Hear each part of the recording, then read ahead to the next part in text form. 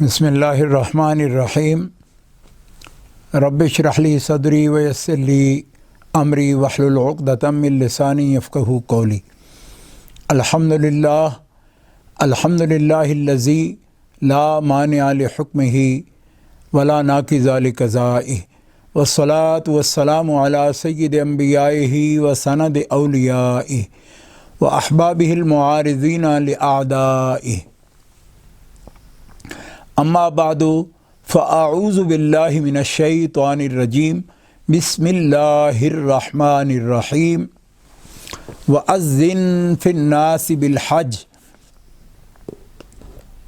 يَأْتُوكَ رِجَالًا وَعَلَى كُلِّ ضَامِرٍ يَأْتِينَ مِنْ كُلِّ فَجٍّ عَمِيقٍ لِيَشْهَدُوا مَنَافِعَ لَهُمْ وَيَذْكُرُوا اسْمَ اللَّهِ فِي أَيَّامٍ مَّعْلُومَاتٍ عَلَىٰ مَا رَزَقَهُم مِّن بَهِيمَةِ الْأَنْعَامِ فَكُلُوا مِنْهَا وَأَطْعِمُوا الْبَائِسَ الْفَقِيرَ ثُمَّ لِيَقْضُوا تَفَثَهُمْ وَلْيُوفُوا نُذُورَهُمْ وَلْيَطَّوَّفُوا بِالْبَيْتِ الْعَتِيقِ۔ صدق اللہ العلی العظیم۔ ان اللہ وملائکتہ یصلون علی النبی یا ایہا الذین آمنوا صلوا علیہ وسلموا تسلیما۔ اللہم صل علی سیدنا و مولانا محمد وعلی آلہ وصحبہ وبارک وسلم، صلاۃ و سلاما علیک یا رسول اللہ، صلاۃ و سلاما علیک یا حبیب اللہ۔ مولاي صل وسلم دائما ابدا علی حبیبک خیر الخلق کلہم۔ اللہ تعالی جل شانہ وعز اسمہ کی حمد و ثنا حضور سید الاولین والآخرین، خاتم النبیین جناب محمد مصطفیٰ احمد مجتبیٰ صلی اللہ تعالی علیہ وآلہ واصحابہ وبارک وسلم کی بارگاہ اقدس و انور میں درود و سلام ہدیہ کرنے کے بعد، آج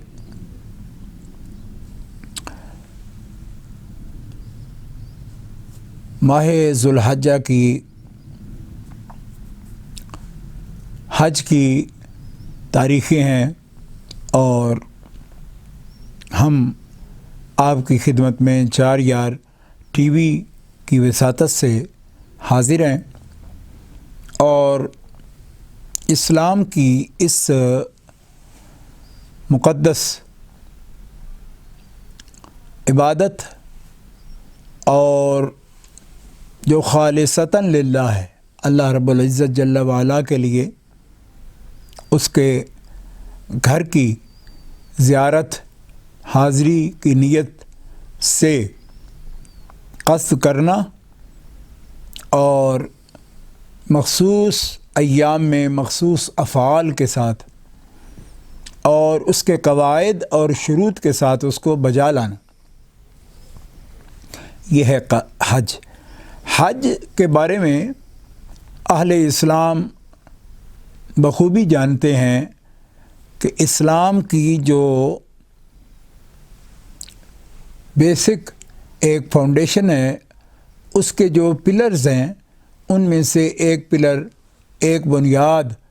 عمارت اسلامی کی، دین اسلام کی جو عمارت ہے اس کی ایک بنیاد وہ حج بیت اللہ شریف ہے، زیارت حرمین طیبین ہے۔ اور اللہ رب العزت جل وعلا نے صاحب استطاعت مسلمانوں پر کہ جن کو زاد و راحلہ جن کے پاس موجود ہو، سواری کا انتظام ہو اور راستے کا ان کے لیے خرچ موجود ہو اور راستہ بھی پرامن ہو، تو اللہ رب العزت جل وعلا نے اپنے مسلمان بندوں اور بندیوں پر جن کے پاس زاد و راحلہ یعنی سفر خرچ موجود ہو اور سواری کا خرچ موجود ہو، تو صحت بھی ہو، امن بھی ہو، تو اس صورت میں زندگی میں پوری حیات میں ایک مرتبہ اپنے حرم کی زیارت اور ان مخصوص افعال کے ساتھ جو ہے وہ فرض فرمائی ہے، اور مخصوص ایام میں یہ صرف ذی الحجہ شریف میں ہے۔ اس عبادت کو حج کہتے ہیں۔ اور جب حضرت ابراہیم علی نبینا علیہ السلام آپ نے اور آپ کے فرزند جلیل حلیم اور بردبار اور صابر حضرت اسماعیل ذبیح اللہ علیہ السلام آپ نے کعبہ شریف کی تعمیر کی، اور کعبہ شریف کی تعمیر بنائے کعبہ انہوں نے جب اس کی تکمیل کر لی تو پھر اللہ رب العزت جل وعلا نے انہیں حکم ارشاد فرمایا۔ حکم کیا ہے؟ قرآن پاک میں سورۃ الحج میں یہ تفصیل کے ساتھ حکم موجود ہے۔ اذ بوأنا لإبراہیم مکان البیت، اور جب ہم نے ابراہیم علیہ السلام کو بیت اللہ کی جگہ بتا دی، بیت اللہ شریف کا تعین یعنی اس کی بنیادیں کیا ہے، اس کا کتنا رقبہ ہے اور کتنی جگہ ہے، اور وہ بیت اللہ شریف جس کو ہم کہتے ہیں اللہ کا گھر مکان البیت، وہ اس کا تعین کرنا کہ یہ جگہ ہے، حضرت ابراہیم علیہ السلام کو بذریعہ وحی رب تعالیٰ نے یہ بات بتائی، اور قرآن مقدس میں اللہ رب العزت جل وعلا نے اس کے بیان اس طرح فرمایا کہ جب ہم نے بتا دی ابراہیم علیہ السلام کو وہ جگہ بتا دی مکان البیت کہ اللہ تشرک بھی شیئا، کہ تم میرے ساتھ کسی بھی چیز کو شریک نہ بناؤ، وطہر بیتی للطائفین، اور یہ حکم دیا کہ میرے گھر کو طواف کرنے والوں اور قیام کرنے والوں اور رکوع اور سجدہ کرنے والوں کے لیے پاک رکھنا۔ طہر بیتیہ للطائفین والقائمین والرکع السجود، ایک تو یہ ان کا ذمہ جو کام کیا گیا اور ان کا جو منصب ہے اس کا بیان ہو گیا۔ آگے اذن فی الناس بالحج، اور لوگوں میں حج کا اعلان کر دو۔ اذن فی الناس بالحج، اذان دے دو، اعلان کر دو حج کا۔ اذان جماعت کے لیے ہوتی ہے، نماز کے لیے ہوتی ہے، اقامت صلاۃ کے لیے ہوتی ہے، لیکن یہ اذن فی الناس بالحج، یہ حج کی اذان ہے جو حضرت ابراہیم خلیل اللہ علیہ السلام دے رہے ہیں اللہ کے حکم سے، اور فرمایا کہ اعلان تم کر دو، اذان دے دو، اور یاتوک رجالا وعلی کل ضامر یاتین من کل فج عمیق، اور اس کو سننے والے یہ خیال نہ فرماؤ کہ مکہ مکرمہ میں ایک کونے میں اذان دے رہا ہوں پہاڑوں کے درمیان، تو اس کی آواز کہاں تک جائے گی؟ فرمایا یا تو کا رجالن، تو آئیں گے تیرے پاس پیدل چل کر بھی اور اونٹنیوں پر بھی، اور یہ اونٹنیاں ہر وادی سے، اترائی سے، گہرائی سے، بلندی سے تیرے پاس پہنچیں گی۔ یاتین من کل فج عمیق، اور دور دراز راستوں سے آئیں گی تاکہ لیشہدوا منافع لہم، تاکہ لوگ اپنے منافع کے لیے اور بخشش کے لیے اور برکت کے لیے حاضر ہوں، اور ایام مقررہ کے اندر اللہ کا نام ذکر کریں، کہ اللہ کا نام بلند کریں اور یاد کریں، اور اللہ تعالیٰ جل شانہ و عز اسمہ نے انہیں جو کچھ عطا فرمایا، اللہ تعالیٰ نے انہیں جو عطا فرمایا ہے تو ان میں سے کھاؤ، اور مصیبت زدہ اور محتاج کو کھلاؤ، پھر ثم لیقضوا تفثهم ولیوفوا نذورهم، اور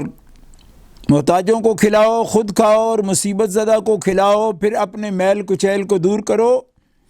اور اپنی نظریں پوری کرو، اور اللہ کے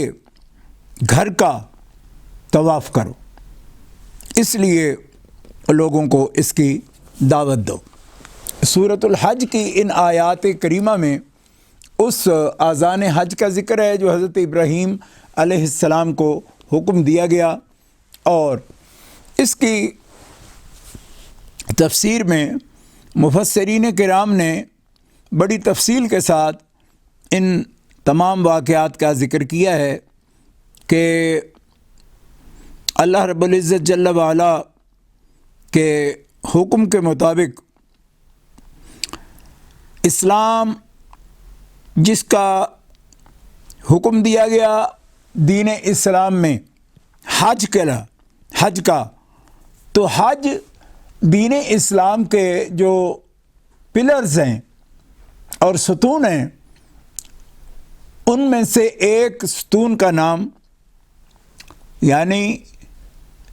اس عبارت کا ایک ستون، کتنی اہمیت ہے اس کی دین اسلام کے اندر، وہ حج ہے، اور جو ایسی عبادت ہے جو مالی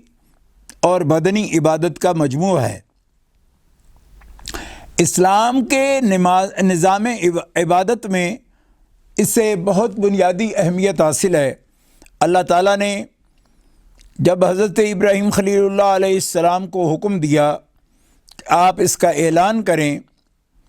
اور آپ کے پاس یہ اعلان سن کر تفاسیر میں موجود ہے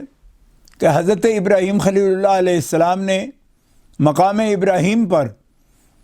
جو پتھر وہاں موجود ہے، جس کے اندر نشان موجود ہے حضرت ابراہیم خلیل اللہ علیہ السلام کے قدم مبارک کا، تو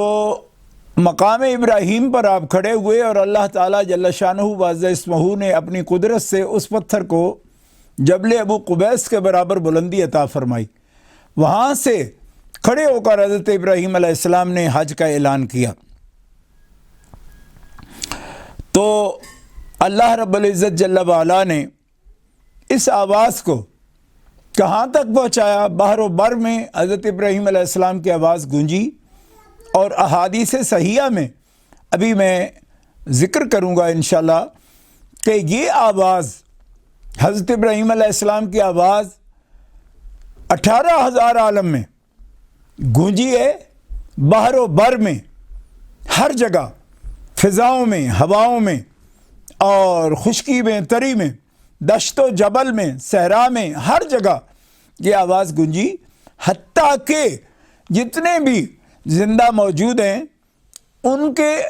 جتنے بھی لوگ موجود ہیں، ان کے جسم ہیں، ان کے ابدان ہیں، کان ہیں، جن کے ساتھ انہوں نے سماعت کیا، اس آواز کو رب تعالیٰ نے سب تک پہنچایا۔ اور پھر نہ صرف یہ کہ آواز ان تک پہنچی، بلکہ رسول اللہ صلی اللہ تعالیٰ علیہ وسلم، ہمارے پیارے آقا صلی اللہ علیہ وسلم کا فرمان ہے کہ وہ روحیں جو عالم ارواح میں تھیں، اور وہ روحیں کہ جو اپنی ماؤں کے بطن میں تھیں، ابھی وجود میں نہیں آئی تھیں، جسم ان کے کامل نہیں ہوئے تھے، ان میں سے بھی اللہ رب العزت جل وعلا نے روحوں کو بھی حضرت ابراہیم علیہ السلام کی یہ اذان حج پہنچائی اور یہ آواز پہنچائی۔ اور پھر احادیث مبارکہ کے مطابق کہ جن روحوں نے آپ کی اس اذان کے جواب میں بلا کہا، لبیک کہا کہ آپ نے بلایا، آذان دی، اعلان کیا حج کا اور بیت اللہ کی حاضری کا، تو فرمایا جن جن روحوں نے ابراہیم علیہ السلام کی پکار پر جواب میں لبیک کہی اور حاضری کے لیے انہوں نے بلا کہا کہ ہاں ہم حاضر ہیں، تو رب تعالیٰ جل شانہ نے اس لبیک کی جو روح نے کہی تھی اس عالم میں بھی اس کی یادگار کو قائم کیا، اور جس نے عالم ارواح میں جس کی روح نے لبیک کہا ہے، رب تعالیٰ نے ایمان کے ساتھ بیت اللہ شریف میں حاضری اس کے لیے لکھ دی، اور وہ جب زندہ ہوگا اپنے جسم کے ساتھ دنیا میں آئے گا، رب تعالیٰ جل شانہ اس کی روح کو، اس کے جسم کو بیت اللہ شریف کی حاضری کا شرف عطا فرما دے گا۔ اور یہ لبیک اس لبیک کی یادگار ہے جو ہر روح نے جہاں موجود تھی، عالم ارواح سے لے کر عالم اجساد میں آنے تک، جو روح بلا کہنے کا شرف حاصل کر گئی اسے رب تعالیٰ نے لبیک کہنے کی توفیق دی، اور لبیک تلبیہ کہتا ہوا، یہ تلبیہ اس تلبیہ کی یادگار ہے جو تلبیہ ہر روح نے کہا ہے۔ حضرت ابراہیم علیہ السلام کی پکار سن کر، آپ کی اذان سن کر جس روح نے لبیک کہا، مالک تعالیٰ نے اپنے حرم میں بلا کر اس کو لبیک کی توفیق عطا فرما دی۔ تو اسی لیے یہ سورۃ الحج میں اذن فی الناس بالحج کا مضمون موجود ہے، اور رب تعالیٰ جل شانہ وعز اسمہ نے سورہ بقرہ میں ارشاد فرمایا کہ ہم نے خانہ کعبہ کو لوگوں کے لیے اجتماع کی جگہ بنا دیا اور جائے امن قرار دیا۔ وَلِلَّهِ عَلَى النَّاسِ حِجُّ الْبَيْتِ مَنِ اسْتَطَاعَ إِلَيْهِ سَبِيلًا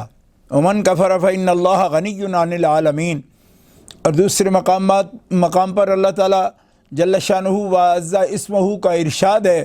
کہ مَثَابَةً لِلنَّاسِ وَأَمْنًا، ہم نے اسے ایک اجتماع کی جگہ اور لوگوں کے لیے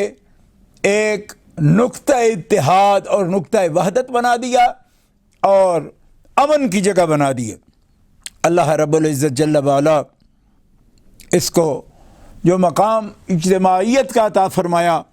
اور پھر اجتماعیت کیسی کہ مثابۃ للناس، لوگوں کے دل کی جمعیت کا مقام ہے اور لوگوں کے جسمانی طور پر بھی جمعیت کا مقام ہے، ایک رنگ میں، ایک لباس میں، ایک زبان کے ساتھ، کوئی عربی ہے، کوئی عجمی ہے، کوئی گورا ہے، کوئی کالا ہے، کسی رنگ کا، کسی زبان سے تعلق ہے، کسی ملک سے تعلق ہے، لیکن یہ اتحاد کی علامت ہے کہ یک زبان سب کہہ رہے ہیں لبیک اللہم لبیک، لبیک لا شریک لک لبیک، ان الحمد والنعمت لک والملک لا شریک لک۔ زبان ایک ہے، پھر لباس ایک ہے، اور پھر ان کو وہ جمعیت، وہ تقویت اور وہ اتحاد کا نقطہ ہے بیت اللہ شریف، اور اس کے جتنے بھی ارکان ہیں، مناسک ہیں حج کے، سب کو اللہ تبارک و تعالیٰ نے مساوات اور وحدت کا نشان بنایا۔ اسی طرح سارے منا بھی، مزدلفہ بھی، عرفات بھی، اور حرم شریف بھی، اور اس کے ساتھ ساتھ یعنی صفا اور مروہ کا مقام بھی، اس میں مساوات انسانی، وحدت انسانی کے لیے جو اللہ رب العزت جل وعلا نے مرکزیت اور اصابت کے لیے اور تقویت کے لیے اور اتحاد کے لیے جو نشان مقرر فرمایا، اللہ کے فضل و کرم سے اس کا مظاہرہ ہر فرد مسلمان آج کل تو جو حاضر نہیں ہو پاتے وہ بھی اس کو نشریات کے ذریعے دیکھ رہے ہیں، کس طرح لاکھوں مسلمان ہر سال جو اس فریضہ کو ادا کرتے ہیں، اور وہ اس اخوت کا اور عالمی برادری کا اور اس کے اتحاد کا ایک مرکز پر سب کا جمع ہونا، ایک لباس ہونا، ایک زبان ہونا،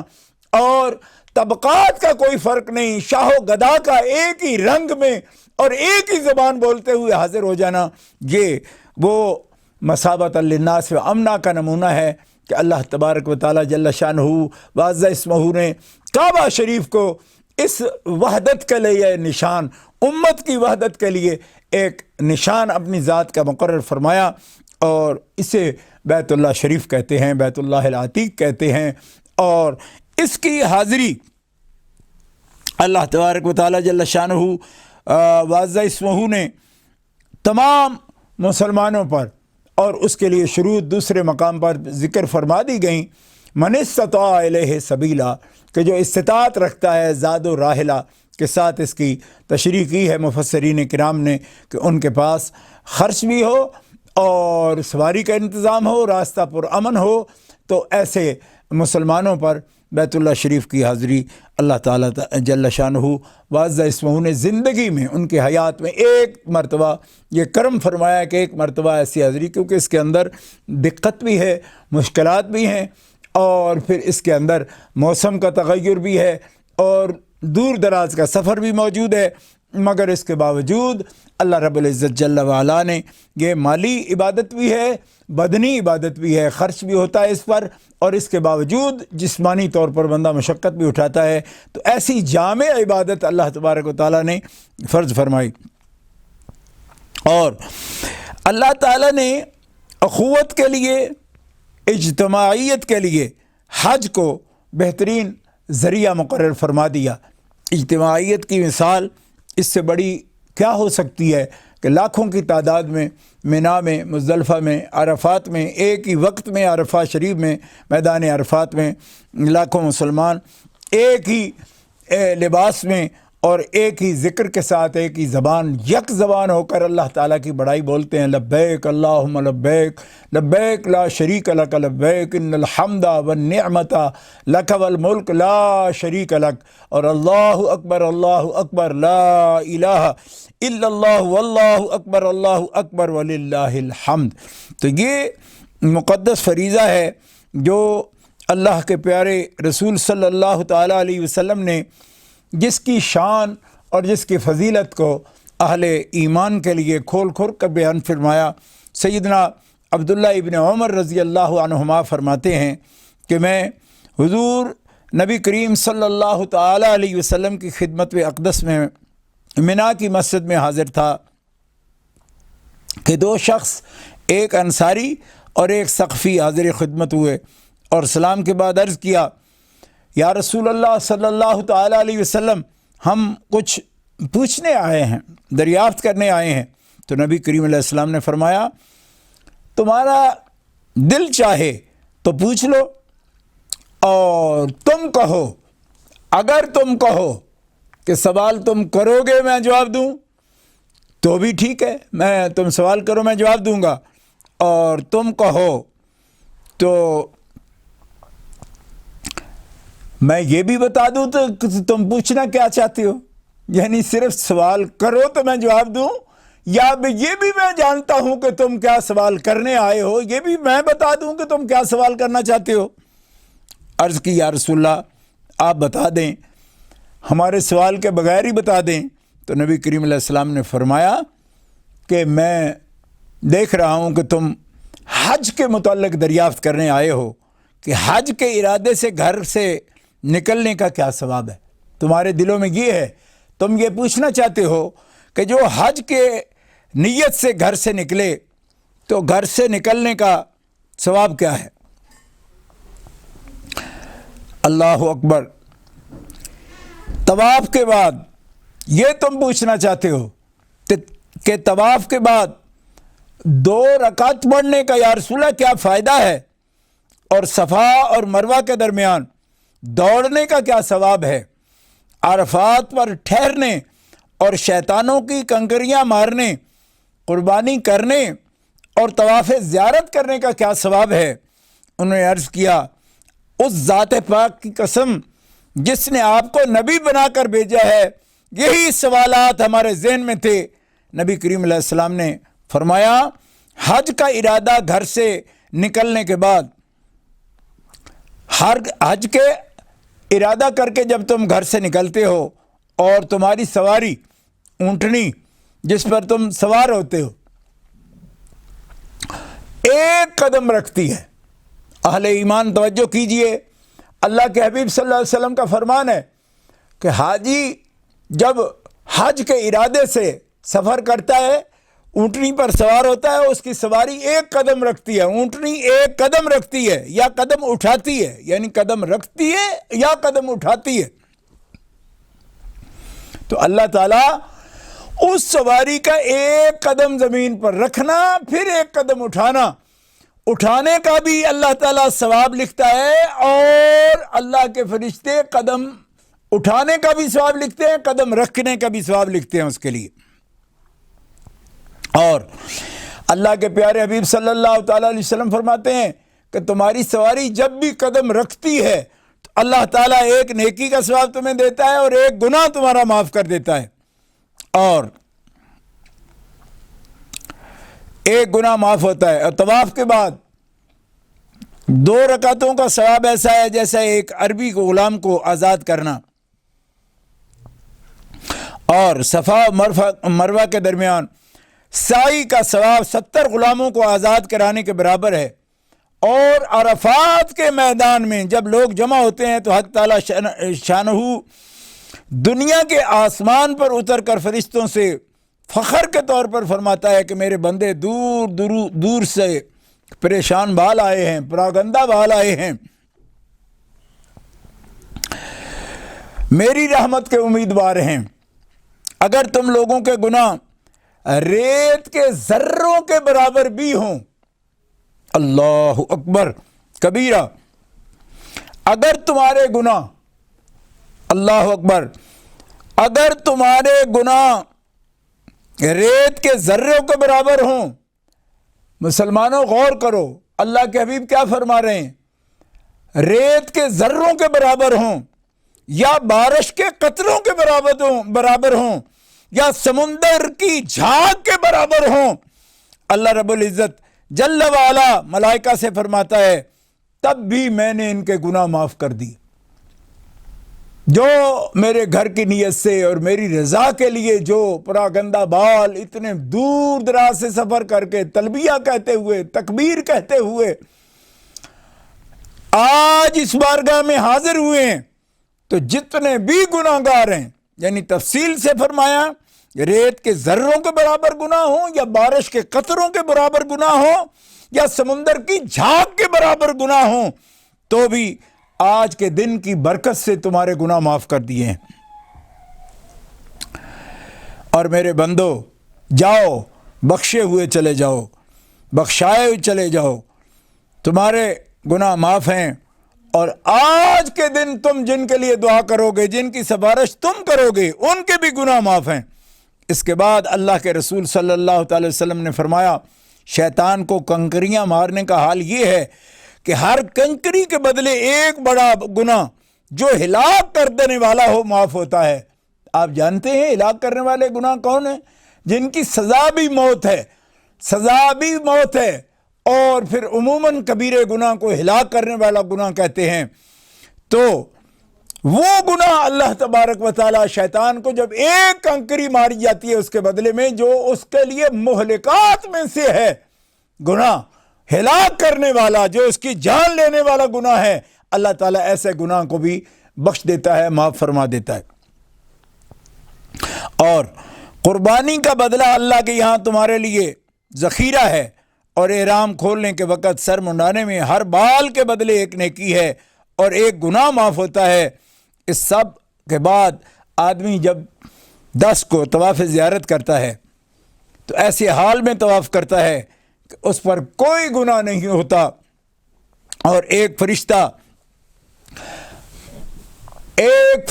سعی کرنے والے، حج کرنے والے اور مناسک ادا کرنے والے بندے کے کندھوں کے درمیان ہاتھ رکھ کر کہتا ہے کہ آئندہ اثر 9 اعمال کر، اب نیکی کے اعمال کرنا کیوں،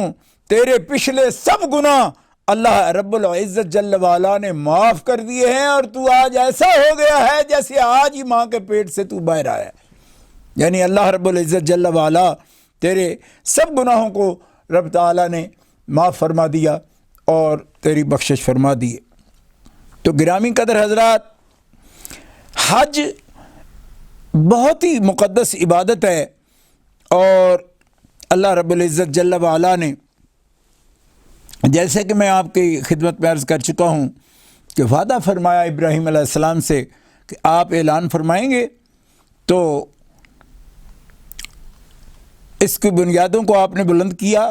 اور لوگوں کو مناسک حج کی تعلیم دی۔ چنانچہ ابراہیم علیہ السلام اور اسماعیل علیہ السلام جب تعمیر فرما چکے کہ اب حکم ہوا کہ دعوت دیجیے، جیسے کہ ابھی میں نے سورۃ الحج سے آپ کے سامنے آیات قرآنیہ تلاوت کی شرف حاصل کیا۔ تو اہل بیت اطہار، ائمہ اہل بیت کرام، حضرت امام جعفر صادق رضی اللہ تعالیٰ عنہ فرماتے ہیں کہ جب اللہ تعالیٰ نے حضرت ابراہیم علیہ السلام کو آذان حج کا حکم دیا تو آپ حضرت ابراہیم علیہ السلام اس پتھر پر جسے مقام ابراہیم کہتے ہیں، اور اس پر حضرت ابراہیم علیہ السلام کے قدموں کے نشان ہیں، تو آپ فرماتے ہیں کہ میں نے اپنے والد حضرت امام محمد باقر رضی اللہ تعالیٰ نے سنا، آپ فرماتے تھے کہ ابراہیم علیہ السلام اس پتھر پر کھڑے ہوئے تو اللہ کی قدرت سے پتھر اتنا بلند ہوا کہ وہ جبل ابو قبیس کے برابر ہو گیا۔ جو حجاج کرام الحمدللہ کہ اس گناہگار نے بھی اپنی ان آنکھوں سے بارہا بیت اللہ شریف کی زیارت کا شرف حاصل کیا، حج کا بھی، اور یعنی 2 درجن سے زائد عمروں کا شرف حاصل کیا ہے زندگی میں اللہ کے فضل و کرم سے۔ گرامی قدر حضرات، جبل ابو قبیس اب دیکھیں جتنے ٹاور ہیں، جتنی بلڈنگیں بن چکی ہیں، جبل ابو قبیس ابھی ان سے بلند ہے۔ تو وہ پتھر مقام ابراہیم جس پہ نشانات لگے ہوئے ہیں، امام محمد باقر جو بیٹے ہیں امام زین العابدین کے، اور امام زین العابدین امام عالی مقام جناب امام حسین رضی اللہ تعالی عنہ وارضاہ عنا، آپ کے پوتے امام محمد باقر، کہ جن کے لیے گواہی حضرت جابر بن عبداللہ نے دی کہ مجھے رسول پاک نے فرمایا کہ تو میرے خاندان کو اس علی سے ملے گا، الباقر سے۔ جب اسے ملے جابر بن عبداللہ تو اتنی دیر تک زندہ رہے گا کہ میرے حسین کا پوتا بھی تیرے سامنے ہوگا، تو جب ملے تو اسے میرا سلام کہنا۔ یہ امام باقر پاک فرما رہے ہیں کہ جب آپ مقام ابراہیم پر کھڑے ہوئے تو مقام ابراہیم وہ پتھر اتنا اونچا کیا رب نے، فرمایا اذان دینا تیرا کام ہے، تیرے لیے ماذن اور چبوترا اس کو بلند کرنا یہ تیرے رب کی قدرت ہے۔ بلند کیے بغیر بھی آواز پہنچا سکتا تھا، لیکن یہ اہتمام ہے، اہتمام شان و عظمت ہے اس اذان کی، جو اذان آج ہم ماذن ہم نے بنا رکھے ہیں۔ اذان کی جگہ سترے اور یہ مسجد نبوی شریف میں موجود ہے۔ ہر مسجد کے اندر جب یہ لاؤڈ اسپیکر سے پہلے کے ایسے مینار بنائے جاتے تھے جن پہ چڑھ کے اذانیں ہوتی تھیں، لیکن جبل ابو قبیس کے برابر مقام ابراہیم جائے اور بیان کرنے والے ہستی بھی اتنی مضبوط، حضرت امام باقر فرماتے ہیں کہ وہ جبل ابو قبیس کے برابر ہو گیا۔ حضرت ابراہیم علیہ السلام نے کان پر ہاتھ رکھ کر مشرق و مغرب کی طرف رخ کیا۔ یہ اذان چونکہ ایسی نہیں تھی جو صرف بیت اللہ شریف کی طرف، بلکہ یہ سنانی تھی نا سارے عالمین کو آواز سناتی، ہر طرف آپ نے پکار کر کہا لوگو خانہ کعبہ کا حج تم پر فرض کر دیے گئے، اور اپنے پروردگار کی طرف سے بلاوا آوازہ میں اس کے حکم سے دے رہا ہوں، اس کو قبول کرو۔ آپ فرماتے ہیں کہ حضرت ابراہیم علیہ السلام کی یہ آواز اس وقت کے انسانوں تک ہی محدود نہ رہی، 7 سمندر کے نیچے اور مشرق و مغرب کے درمیان رہنے والے لوگوں اور آئندہ آنے والے تمام بندگان خدا نے بھی جواب میں تلبیہ کہا،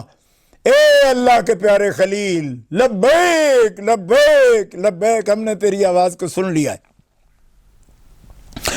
اور لبیک اللہم لبیک کا تو روایات میں ہے کہ اس دن سے قیامت تک جتنے لوگ حج میں شریک ہوتے ہیں یا ہوں گے وہی ہیں جنہوں نے ابراہیم علیہ السلام کی آواز کا جواب دیا تھا، لبیک کہا تھا، جہاں جہاں تھے، جس حال میں بھی ان کو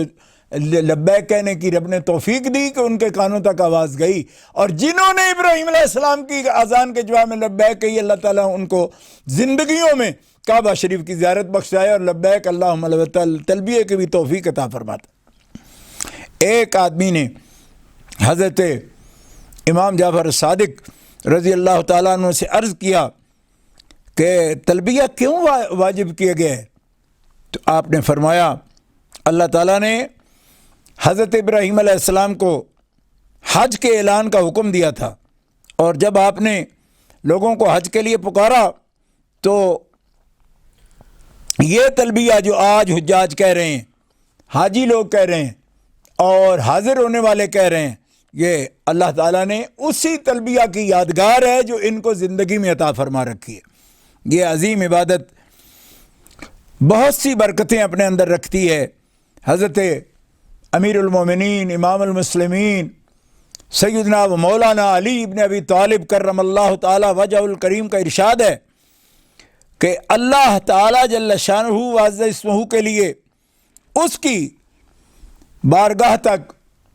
پہنچنے کا بہترین وسیلہ حج ہے، کہ حج کے وسیلے سے بندہ اپنے رب کی بارگاہ میں پہنچتا ہے اور رب کی حضوری میں پہنچتا ہے،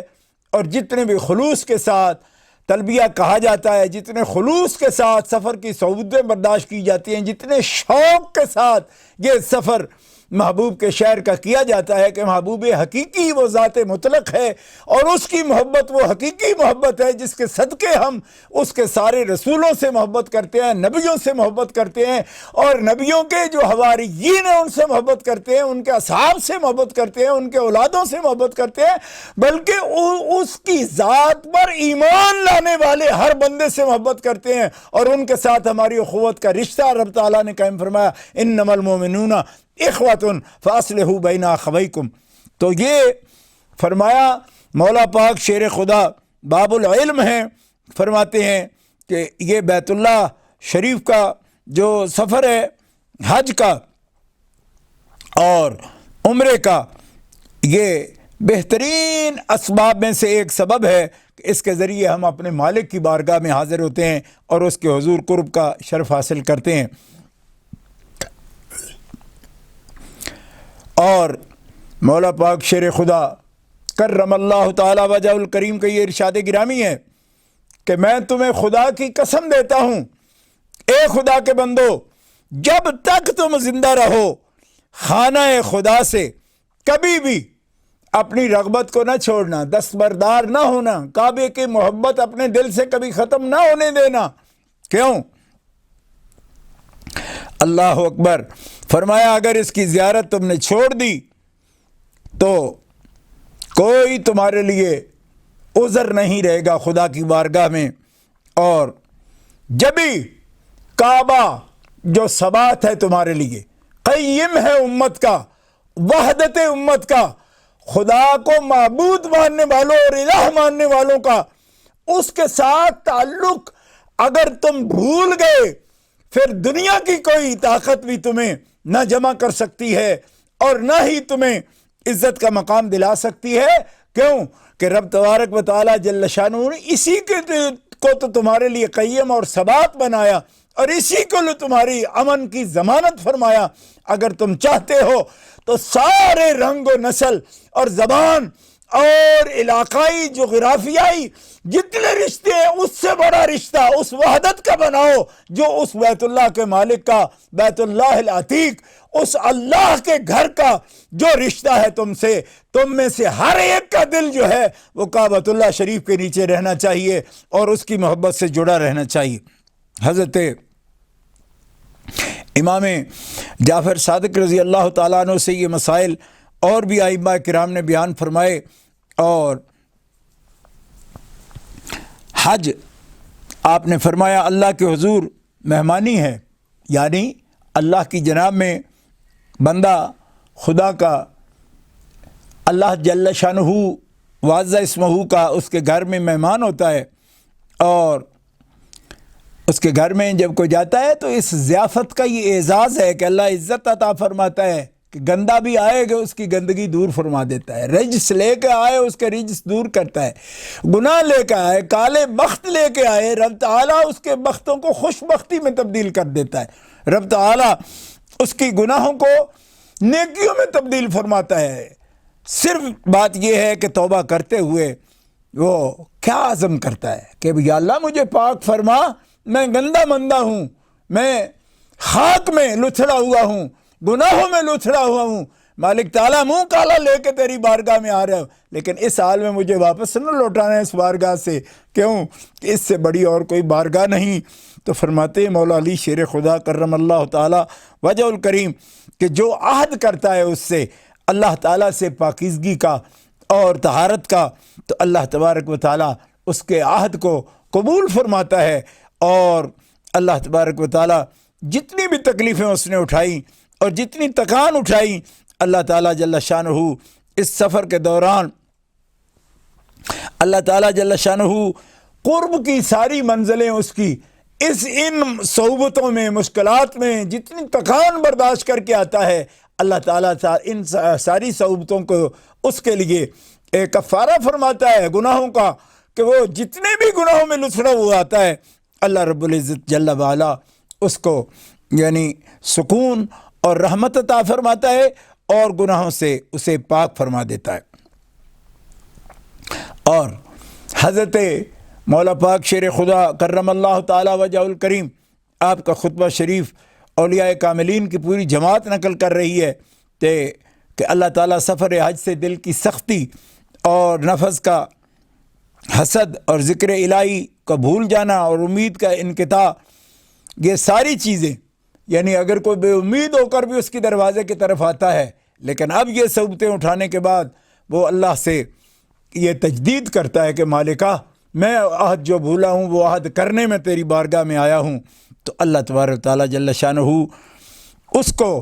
ان تمام عیوب سے دھو کر پاک فرما کے اللہ تبارک تعالیٰ اس کو اپنے خصوصی بندوں میں شامل فرماتا ہے، اور اللہ تعالیٰ اس کے نور میں، اس کی بصیرت میں اور اس کے دل کے نورانیت میں اور زیادہ برکتیں عطا فرماتا ہے۔ اللہ تعالیٰ جل شانہ واضح اسمہ نے قرآن پاک میں لاغر اونٹنیوں کا، سواریوں کا بھی ذکر فرمایا، وَعَلَىٰ كُلِّ ضَامِرٍ يَأْتِينَ مِنْ كُلِّ فَجٍّ عَمِيقٍ، تو جس قدر بھی مصیبت اور مشکلات کا سامان کر کے حج کیا جائے اتنا ہی خدا کی بارگاہ میں قبول ہوگا۔ رسول مقبول صلی اللہ تعالیٰ علیہ وسلم کا ارشاد ہے کہ حاجی جب غبار آلود چہروں اور پریشان بالوں کے ساتھ مناسک حج کی ادائیگی میں مصروف ہوتے ہیں تو اس وقت اللہ تعالیٰ اپنے ملائکہ سے فرماتا ہے کہ میرے گھر کی زیارت کے لیے آنے والوں کو دیکھو وہ کن کن مقام سے کتنی پریشانیوں سے گزر کر آئے ہیں اور غبار آلود چہروں کے ساتھ آئے ہیں، پریشان بال اس حال میں آئے ہیں، میرے حکم کی تعمیل کر رہے ہیں۔ تو سیدنا عبداللہ ابن عباس فرماتے ہیں میں نے رسول خدا صلی اللہ تعالیٰ علیہ وآلہ وسلم سے سنا ہے کہ فرماتے تھے جو کوئی سواری پر حج کو جائے تو ہر قدم کو جو اس کی سواری اٹھائے اس ایک قدم پر اللہ تعالیٰ 70 نیکیاں اس کے واسطے لکھتا ہے، اور پیادہ حج کرے تو ہر قدم پر 700 حسنہ نیکیاں لکھی جائیں گی۔ لوگوں نے پوچھا یا رسول اللہ حسنہ حرم کا حسنہ اس حسنہ کی طرح ہے جو کہیں بھی بجا لائے، نیکی بجا لائے تو ملتا ہے؟ فرمایا حج کی عظیم عبادت اتنی عظیم عبادت ہے کہ اپنے مقام پر جو نیکی اس نے کی، ایک نیکی کمائی، تو حرم کا حسنہ، حسن یعنی نیکی، حرم کی حسنات ایک نیکی ہمارے ملکوں میں، وطنوں میں، اپنے گھر پہ جو ہم نیکی کرتے ہیں وہ اس کے مقابلے میں حرم شریف کی نیکی 1,00,000 نیکی کا درجہ رکھتی ہے، ضعف ہے اس میں۔ حج کی عظیم عبادت، بیت اللہ کی زیارت کا وسیلہ، گناہوں اور خواہشات سے اجتناب کا عملی نمونہ اور مسلمانوں کی وحدت اور یک رنگی کا مظہر ہے۔ حج آزمائشیں اور تکلیفیں اور سفر کی صعوبتیں برداشت کرنے کا سلیقہ سکھاتا ہے۔ آج بھائیوں بہنوں، مسلمانان عالم جن مسائل میں گرفتار ہیں ان سے نجات کا طریقہ حج کی عبادت میں چھپا ہوا ہے۔ جس طرح مسلمانان عالم حج کی اذان پر یک زبان ہو کر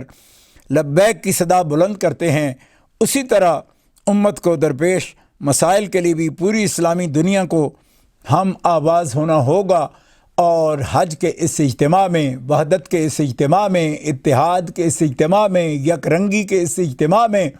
کہ ایک ہی نسل ہے کہ ہم فرزندان توحید ہیں، ہم توحید کے رکھوالے ہیں، ہم اللہ کی توحید کو ماننے والے ہیں، ہم فرزندان کعبہ ہیں، ہم کعبے کی عظمت پر جانے لٹانے والے ہیں۔ اس سے یہ درس حاصل کر کے لوٹنا چاہیے کہ اس کیفیت کو مٹنے نہ دیا جائے۔ حج کے اس اجتماع کو، جو کہ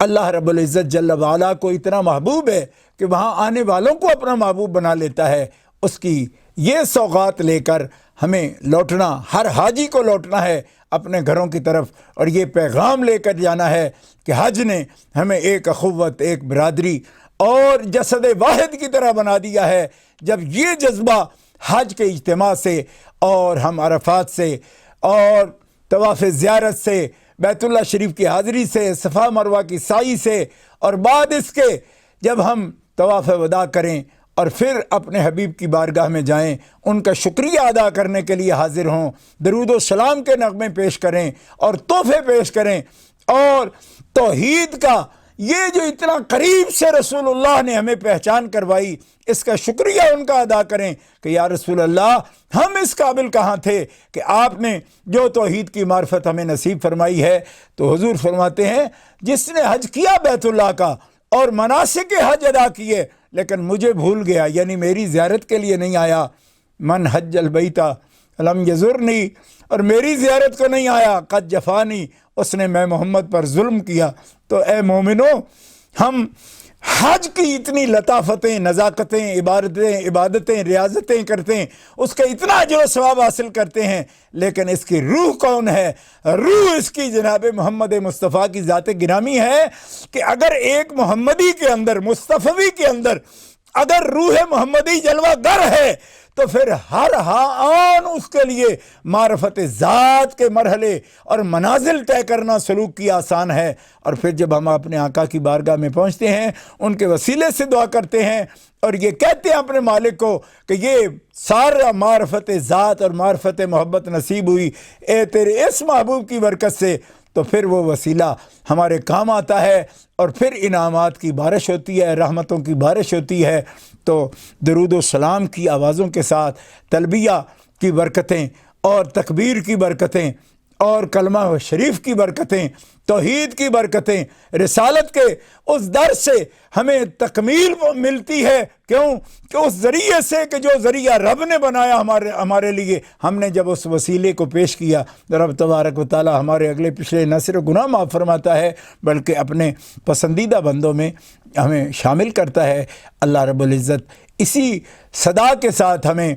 اپنے ایمان کی تکمیل کی توفیق دے، اور مالک تعالی ہمیں محبت نصیب فرمائے۔ لبیک اللہم لبیک، لبیک لا شریک لک لبیک، ان الحمد والنعمت لک والملک لا شریک لک، اور اللہ اکبر لا الہ الا اللہ واللہ اکبر، اللہ اکبر وللہ الحمد۔ آمین۔ سبحان ربک رب العزت عما یصفون وسلام علی المرسلین والحمد للہ رب العالمین۔